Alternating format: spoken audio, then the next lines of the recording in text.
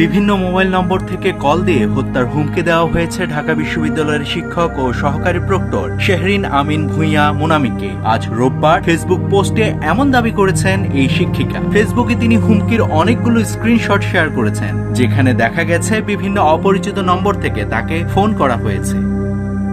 নিজের verified Facebook পেজে তিনি লিখেছেন, 13ই ফেব্রুয়ারির পর থেকে আমি যে অসংখ্য মৃত্যুর হুমকির সম্মুখীন হচ্ছি, এটি তার মধ্যে একটি মাত্র। বিএনপির চেয়ারম্যান তারেক রহমানকে মেনশন করে শেহরিন আমিন মোনামি বলেন, এটা কি আপনাদের নারী বান্ধব এবং নিরাপদ বাংলাদেশ? সবশেষ তিনি লেখেন, সব মুসলমানকেই মৃত্যুর জন্য প্রস্তুত থাকা উচিত, আর আমি সেই 31 জুলাই 2024 থেকেই প্রস্তুত আছি।